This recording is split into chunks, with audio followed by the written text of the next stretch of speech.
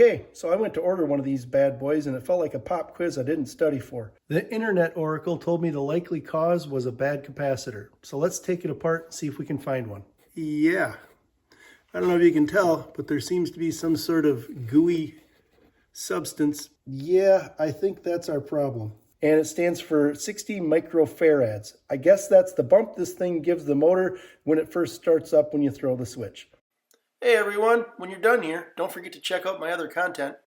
And if you would, like, subscribe, and comment. The bench grinder is the unsung hero of most shops. Often abused and neglected, they leave a pretty big hole when they quit working. Join me while I try to get mine working again. This is a 1/2 horsepower 8-inch variable speed Craftsman grinder. Recently, while cleaning up some hardware and running it for about an hour straight, it got hot and started to smoke. After letting it cool down and plugging it back in and trying it, it wouldn't start back up. Since I am cheap and expected to get more than a lifetime's use out of this, I'm going to take it apart and see if I can't get it working again. I just want to note, I am not an expert and have no idea what I'm doing when it comes to electricity. So don't try this at home or you could seriously hurt yourself or others. The internet oracle told me the likely cause was a bad capacitor. So let's take it apart and see if we can find one. If I was a capacitor, I think I'd be under this plate. Let's dig in and see if we can find it.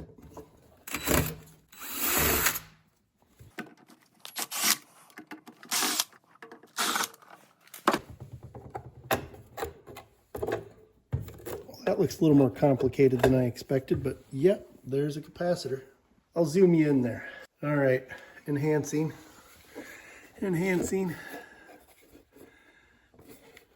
Yeah, I don't know if you can tell, but there seems to be some sort of gooey substance pushing out of the top of that capacitor that looks like it might cause cancer. I'm going to take it apart, get it out so we can have a look at it.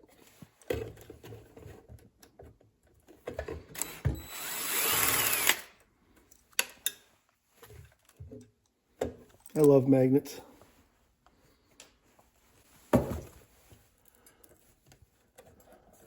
Whatever that stuff is, it seems to have stuck the capacitor to the side of the casing. So I'm just prying it off here. Again, I have no idea what I'm doing. I'm just doing what the oracle told me to.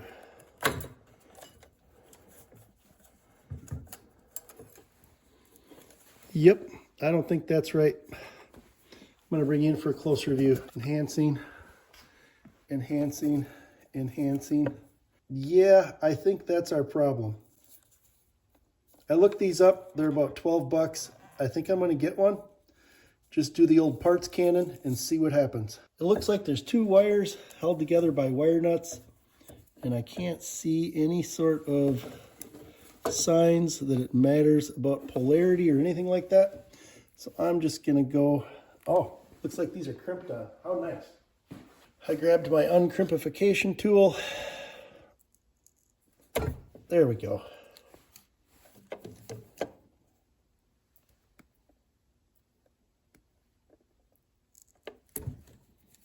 So those weren't wire nuts, they were wire crimps. There's 1, there's 2. And there it is. All right, off to Amazon I go. I cannot impress upon you enough how bad this smells. After I get some part numbers off of it, it is going outside. Okay, so I went to order one of these bad boys and it felt like a pop quiz I didn't study for. When it comes to electrons flowing through a conduit, I know about as much as a Labrador Retriever, so I had to look some stuff up. This here is the part number. That one's obvious enough. But this SH, I didn't know what that meant, so I looked it up and it's apparently this is a self-healing thing. Kind of ironic. I don't think it worked this time around, but apparently this thing holds properties that allow it to heal itself.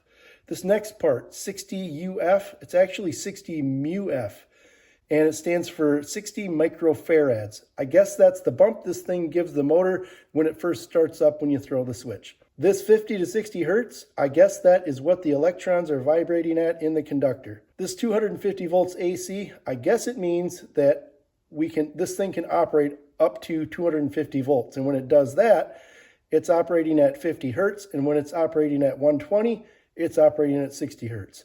So I was able to match up all these values. I got one on order and hopefully it'll be here in a couple of days. Just a reminder, do not take electrical advice from some guy on the internet. You could hurt yourself. This is purely for entertainment purposes. All right, here we are in the future. Good news, the new capacitor came. Bad news, it's way bigger than the old one. We're gonna have to see if we can make this thing fit. Okay, I've tried and tried. I think we're just gonna end up with fat guy in a little coat if we try to jam this in here. So what I'm gonna do is try to mount it on the back of the machine externally. Yeah, it's a bit of hackery, but I just need this thing to work. All right, so here's what I got cooking. I made this mount. We're gonna put it right here. It just goes around the capacitor like that. We'll drill a hole, tap it, make another hole, go through the casing, and then hook up to these wires. Okay, just grab a mark. Good enough. Snap a pilot hole.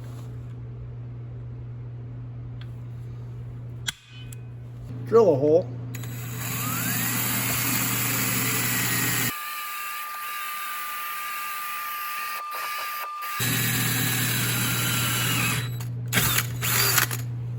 And now a little tappy tappy.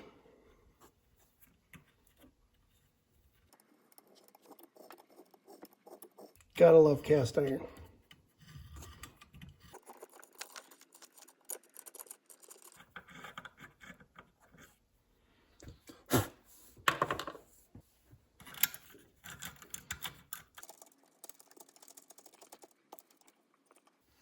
Then we got the hole for the wires.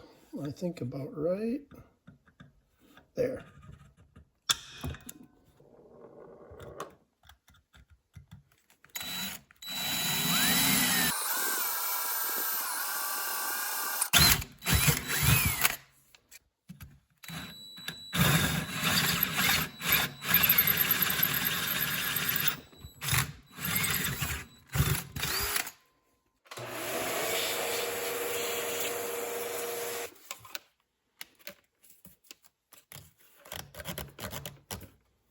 There we go.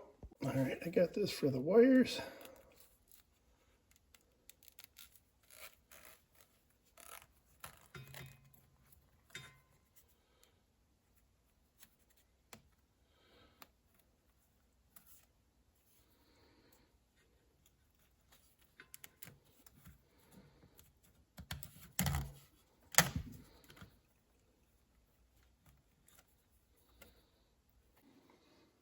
All right. Now, connect the wires.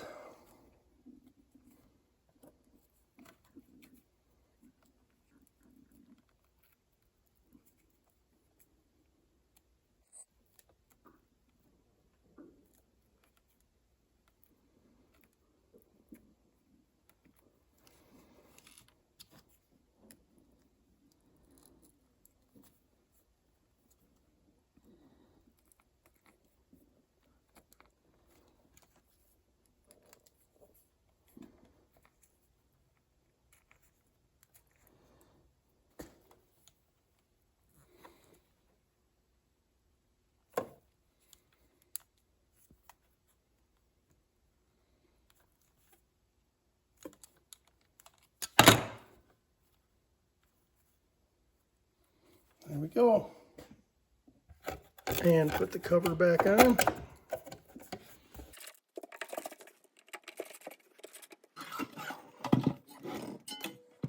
One last thing. I want to put a little padding on this thing.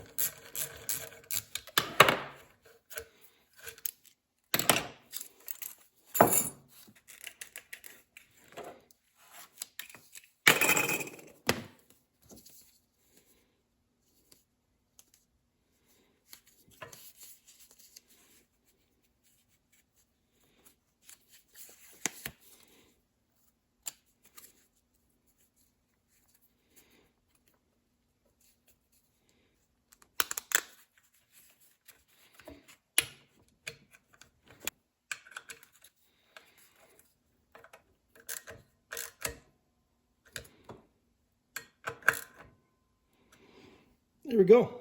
That should be good.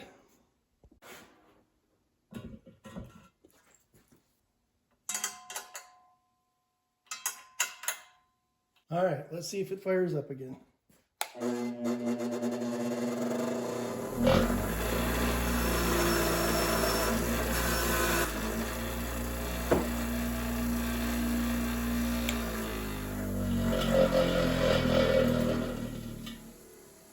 We are in business. So there you go.